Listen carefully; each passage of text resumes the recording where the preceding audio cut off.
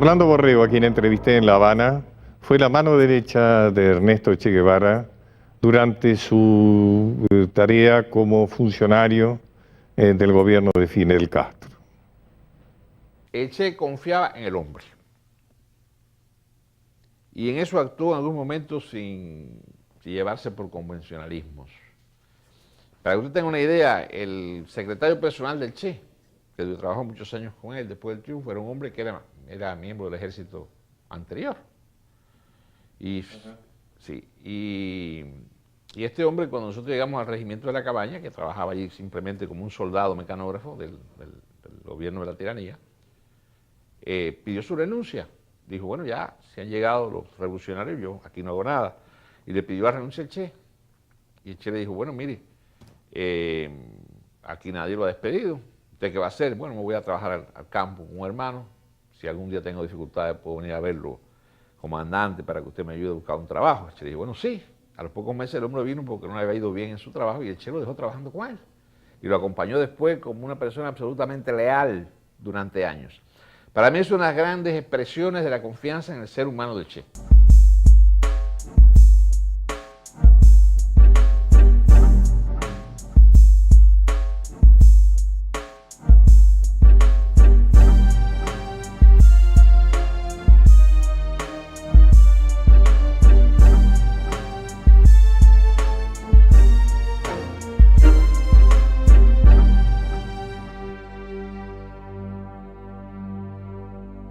¿Cómo era eso del estímulo oral en contraposición al estímulo material? Es un conjunto de elementos que se interrelacionan, ¿no? Un elemento importante, como bien dice usted, es cómo buscar una realización de la producción social con la mayor efectividad y la mayor conciencia del individuo. Ya alejado de la enajenación del capitalismo y de la explotación que significa la propiedad esa privada, y producir con la mayor eficiencia en términos de calidad, en términos de costo de la producción y con una alta productividad. Ahora, ¿cómo mover al hombre para lograr eso? La vertiente que se utilizó mucho en los países socialistas es adoptar sistemas de estimulación del capitalismo. Buscar estimulación directa de tipo material para mover al individuo, a la sociedad. La tesis de Che es que si bien no se pueden negar esos estímulos materiales, porque el hombre responde un poco a ellos históricamente, en el capitalismo, no puede ser el único instrumento de estimulación. Él le da preferencia a la estimulación moral y en segundo lugar a la material. Y en vez de ser una estimulación directa material, él la vincula más bien a través del salario. Busca una forma de incorporar por la vía de la efectividad en el salario, en la medida que el individuo va pasando a estadios superiores de calificación en el trabajo, aumentar esos salarios. Esta es una explicación que requeriría mucho tiempo, pero se sintetiza en una fórmula de salario que implica a mayor calificación, mayor salario. Eso tiene que ver con lo del trabajo voluntario. ¿Qué era el trabajo voluntario? Porque él consideraba que si bien la enajenación esta histórica de que el hombre solo trabaja por dinero y un horario determinado, si se lograba un trabajo extra desde el punto de vista social sin remuneración, significaba de verdad una cosa totalmente voluntaria que el individuo aportaba a la sociedad en función de un beneficio colectivo y no solamente una cosa personal. Era la expresión, digamos, más genuina de desinterés individual. Y de ahí la importancia del trabajo voluntario, algo que el individuo da en forma extra a la sociedad sin andar buscando remuneración específica. Y entonces él impulsa el trabajo voluntario, asiste todos los domingos al trabajo voluntario, ya sea en fábricas, ya sea en la agricultura, ya sea en la construcción, y desarrolla todo un gran movimiento en Cuba que abarcó a miles y miles y miles de trabajadores. Y era un esfuerzo importante, ¿no? Porque hubo oportunidades en que desarrollamos un programa que era de trabajar 240 horas extras semestralmente. Imagínese usted a alguien... 40 por mes. 40 por mes, es bastante, sobre todo en una etapa, bueno, ya no solo un gran esfuerzo para el trabajador de la producción directa, para todos nosotros, y los compañeros que trabajaban en la administración, que trabajábamos hasta la tarde de la noche todos los días, el lograr esas horas extras implicaba que teníamos que trabajar casi siempre en horas nocturnas y los domingos para lograr las 240 horas. Y sin embargo, el Che siempre ganó sus 240 horas, se diseñó un certificado muy lindo que lo firmaba él, donde se le daba a la gente como estímulo también el diploma famoso de las 240 horas.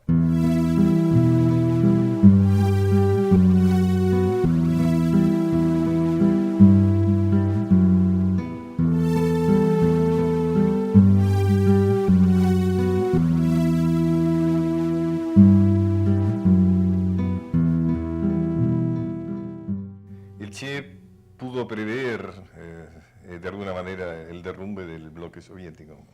No sé si usted recuerda que él hizo un discurso en Argel que fue muy crítico y que planteó que por la vía de la utilización de esos mecanismos capitalistas dentro del sistema socialista se estaba produciendo una fisura, un gran aislamiento donde no existía realmente un internacionalismo fraternal entre muchos países, porque por la vía del comercio internacional, utilizando las mismas categorías del mercado mundial, se producía un intercambio desigual, totalmente injusto para los países subdesarrollados. Y en ese sentido, según él, los países socialistas se convertían en cómplices de esa explotación de los demás países subdesarrollados. Fue una afirmación muy polémica que trajo mucho revuelo en el mundo. Es decir, él planteaba que sea lo interno, el uso de esos estímulos solamente materiales, el uso de hablar de la ganancia capitalista nada más, el intercambiar entre las empresas socialistas en términos de ley de mercado sus productos, iba generando toda una serie de pérdida de conciencia realmente del objetivo fundamental socialista. Y que ese fenómeno negativo se iba extrapolando hasta condicionar la mente de los hombres que dirigían esos países. Y al condicionar eso, se condicionaba también las relaciones internacionales entre los propios países socialistas.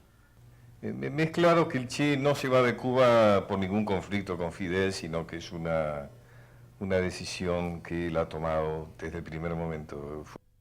Que el compromiso del Che con América Latina y su proyecto de ir a luchar a su país, a la Argentina, que era su proyecto, de luchar en la Argentina para transformar aquella sociedad, era su proyecto, lógico, revolucionario, está decidida desde antes de venir en el yate Gramma con Fidel. Incluso cuando él se decide a enrolarse en la expedición de Gramma, la única condición que le pone a Fidel, él lo ha explicado varias veces, Fidel, esa conversación, fue el compromiso de cuando en Cuba triunfara la revolución, porque estaban muy seguros de triunfar, que él tuviera la libertad de poderse ir a otros países y a luchar por su país en Argentina. Es decir, que eso estaba totalmente preestablecido por él y nosotros todos lo sabíamos. Y sabíamos que el Che se marchaba de Cuba. Dentro de esa situación que ha sido explotada para plantear una supuesta divergencia entre el Che y Fidel, está el tema de la reticencia del Che de regresar a Cuba después de África, y se habla de la lectura de la carta por parte de Fidel y demás. ¿Por qué el Che siente que no puede regresar a Cuba en ese momento? Tú que lo has conocido bien a él. Bueno, esto es mi apreciación personal, Conociendo como conocía al Che, me parece que para él era muy duro, después de despedirse de Cuba,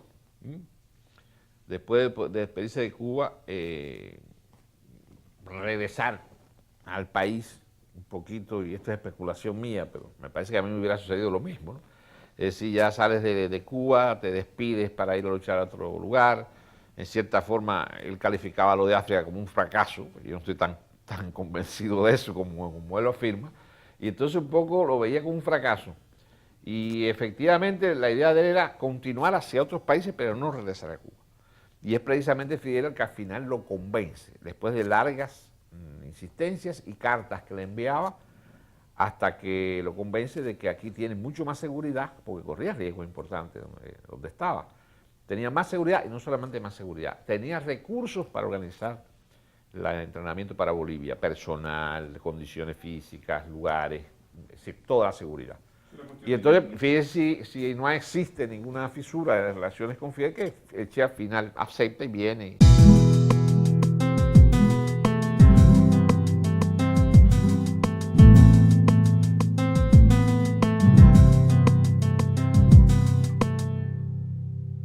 El Che ha dejado una imborrable memoria en los cubanos, como pudimos comprobarlo en las entrevistas callejeras.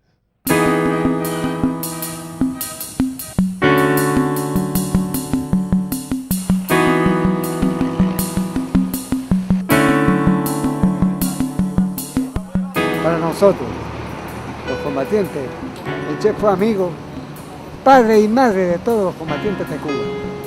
Un hermano más. Eso era el Che.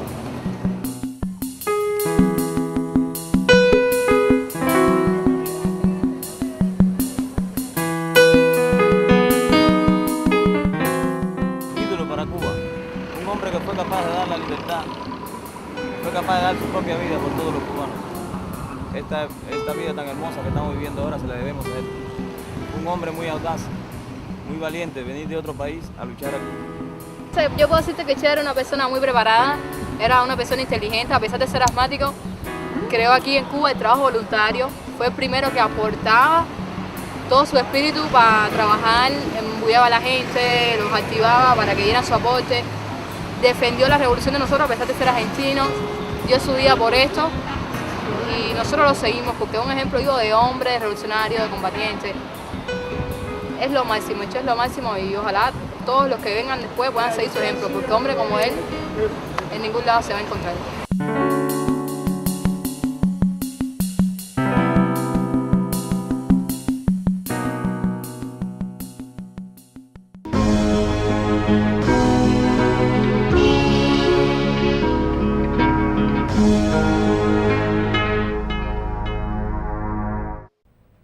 Óscar Fernández Mel, cuya relación con el Che era tan próxima que convivió más de 2 años con él y con su señora Aleida, tiene también para contar acerca de la actividad del Che como funcionario del gobierno cubano.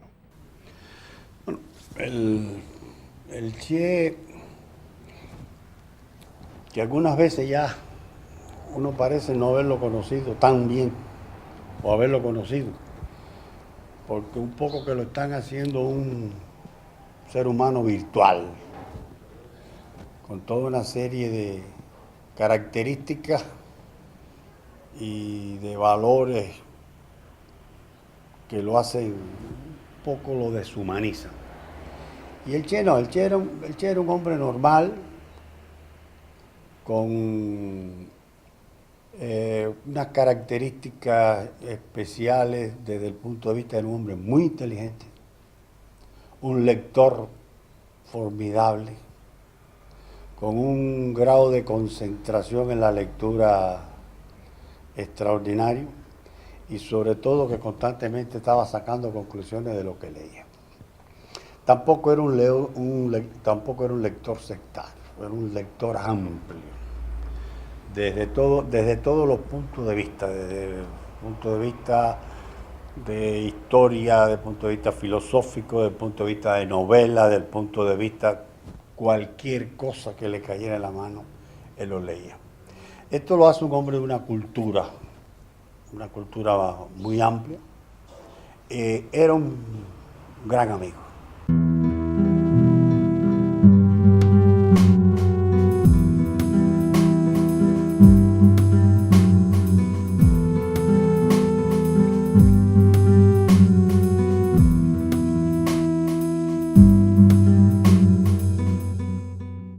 Jorge Cerguera, cuyo nombre de guerra en Sierra Maestra fue Papito, a quien entrevisté en La Habana, fue el primer embajador cubano en Argelia y por ello vivió una experiencia que hasta hoy era desconocida y es la relación entre el Che Guevara y el general Perón. En esa situación, un día llegan a la embajada de Cuba en Argel 2 argentinos. Luco, uno, y el otro es Villalón. Yo no lo conocía a ninguno de los dos. Ellos venían a verme a mí, cosa que me extrañó mucho porque esto es Argelia, para a través mío hacerle llegar al Che el deseo de Perón de mantener un contacto con Cuba a través de la embajada de Cuba en Argelia. Y vine para acá, hablé con Che, le expliqué lo que me había ocurrido, hablé con Fidel, se le expliqué.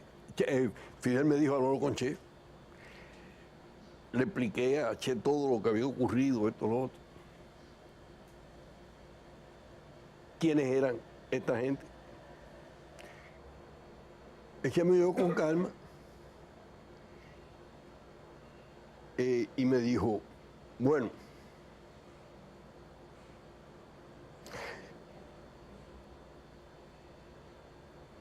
antes de irte, pasa por aquí para mandarle a Perón algo contigo. ¿Está bien? ¿Tú tienes donde localizar a esta gente en Madrid? Digo, sí, ¿cómo no? Ellos me dejaron todas sus coordenadas.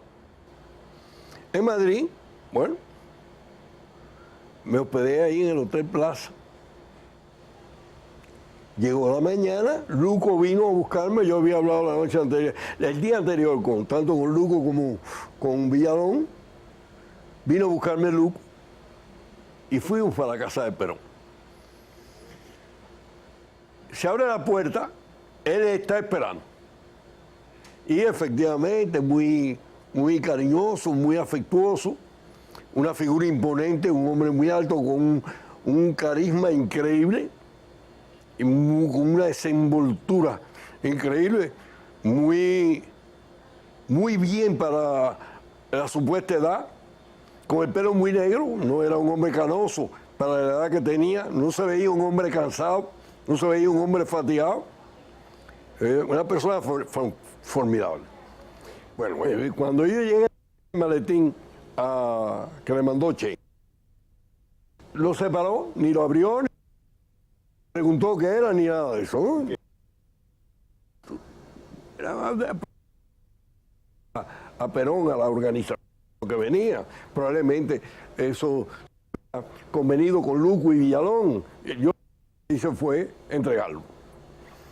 Bien, en la conversación abordamos inmediatamente el problema después de las cuestiones formales, de cómo está Cuba y cómo le va con los norteamericanos y Fidel y su salud y todo. Bueno, después de esto entramos en la concreta. Che me había dicho, papito, sondéalo, que no tengo una idea clara de Perón. No sé cómo es realmente, porque he hablado con otra gente que está muy cerca de él. Mira, a ver, qué impresión te da. E incluso Che me dijo, ¿qué tú crees, papito, si él va a vivir para Argelia, para cambiar su imagen? Porque la imagen que se deduce de su presencia en España como Franco no es muy buena. Y si él quisiera pasar para Argelia y luego venir para Cuba, a estar en Cuba. Y esto mejoraría su imagen en América Latina. Y yo le dije, Che, Perón en Cuba, lo dudo porque la influencia internacional a través de la publicidad que va a dar lugar su proximidad con Fidel puede llevarlo a un color tan rojo que Perón no esté de acuerdo. Pero bueno, yo voy a tratar todo eso. Bueno, empezamos a hablar, cuando hablamos, que él pregunta sobre Cuba, inmediatamente viene una contrapregunta, bueno, ¿y cómo usted ve la situación en América Latina en general? Y en Argentina en particular. Las cosas han cambiado cualitativamente en América Latina. Y en particular en Argentina, hoy hay condiciones para lograr propósitos políticos que antes no eran alcanzables. Yo pienso que hay una situación muy favorable en Argentina en estos momentos. Dicho esto de manera general, parece que es una conversación típica entre políticos y con una visión optimista de las cosas que podrían lograrse ahora, pero en concreto nada. Cuando yo hablo con Che y le doy esta opinión, me dice, Che, bueno, ¿y qué tú crees? Digo, bueno, Che, yo pienso que él tiene algo inminente en la mano y que por razones muy personales o muy propias no las dice. Tuve el doloroso privilegio de conocer el Paredón, donde se fusilaba a los torturadores y asesinos del gobierno de Batista en la fortaleza de la Cabaña. Quien estaba a cargo de dichos jurados populares era Ernesto Che Guevara.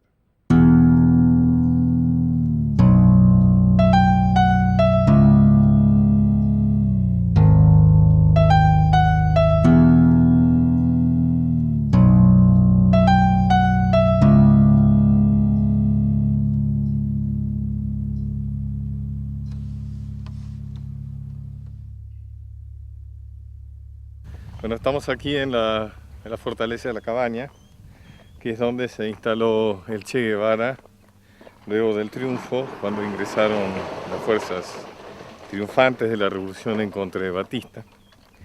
Y él se instaló aquí, y entre otras cosas, aquí fue donde se administró la justicia revolucionaria, de la cual se encargó el Che, que normalmente a lo largo de su vida se hizo cargo de las situaciones difíciles.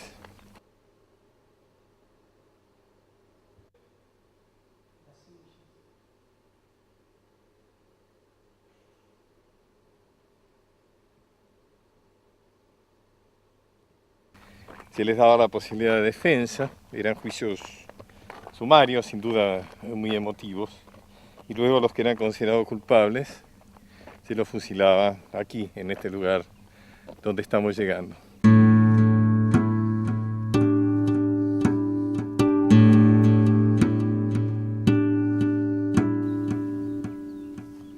Aquí eran fusilados en este paredón, ese paredón que se hizo tan famoso de los gritos cuando decía el paredón, paredón. Bueno, este es el paredón, acá están las marcas de las balas. Acá eran fusilados, se fusiló, según dicen, más de 500 personas. Estos son las picaduras de las balas. Y aquí las plantitas creciendo de los agujeros de las balas, lo cual no deja de ser una metáfora positiva, ¿no es cierto? Bueno, este es el famoso paredón.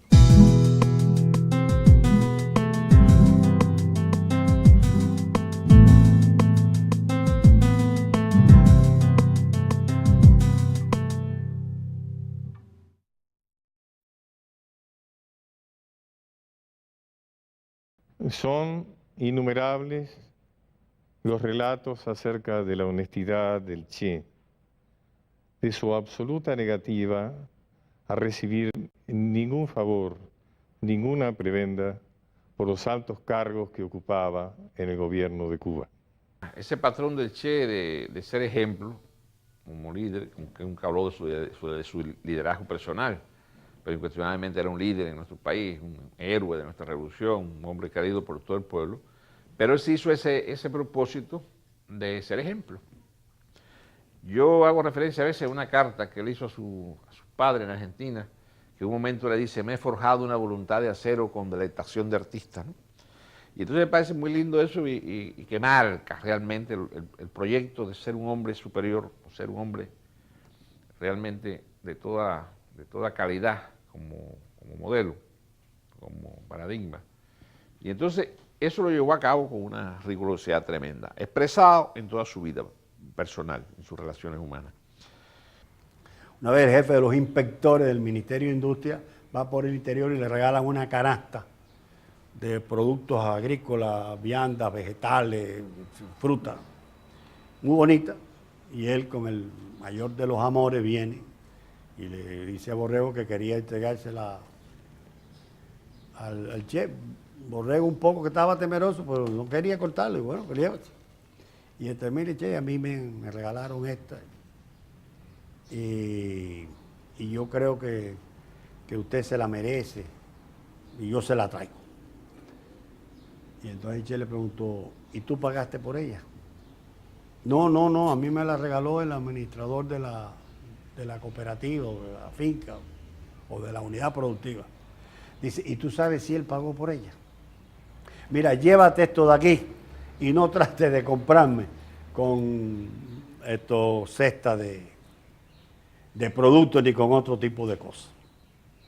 Y eso demuestra el carácter de Che y cómo la honestidad de él se le convierte se le convertía en lo contrario.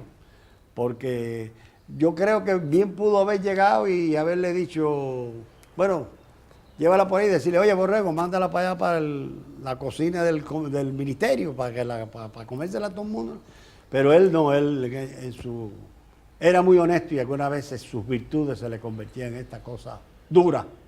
En los primeros años de la revolución, ya muy pronto después del triunfo, empezamos a padecer dificultades, escaseces en Cuba, producto del bloqueo norteamericano que empezó a producirse en los primeros años. Y el pueblo tenía algunas limitaciones, incluso alimenticias. El Che jamás aceptó que ni en su casa ni en sus oficinas ninguno de los directivos, incluyendo a él, tuvieran ningún tipo de privilegio a diferencia de lo que tenía el pueblo. Se da el caso, por ejemplo, que cuando se inauguró el Ministerio de Industria, se hizo un comedor para todos los trabajadores. Y nosotros, por razones de trabajo, tanto él como los viceministros, no teníamos tiempo para ir al horario normal del comedor, a almorzar o a cenar. Y lo hacíamos ahora, viceversa. La única diferencia que había de lo que nosotros comíamos, que lo hacíamos en un saloncito especial que tenemos para nosotros, era la diferencia de horario. Pero los alimentos que se comían, que comía el ministro y los viceministros, era el mismo de todos los trabajadores del ministerio. Jamás aceptó que tuviese él alguna cosa extra para alimentarse. Incluso hay un caso que nosotros lo vivimos personalmente, que hubo un momento en que estaba enfermo, con crisis de asma. Y entonces el compañero que nos servía los alimentos le trajo un pedazo de carne de su casa, un poco para reforzar su dieta alimenticia. Y él lo rechazó. Dijo, no, si no hay para los demás compañeros, aquí no se puede comer otra cosa. Y de hacerlo, empiezo a caer en una debilidad y en concesiones que no son, ni deben considerarse como derecho de un dirigente. En eso fue súper riguroso.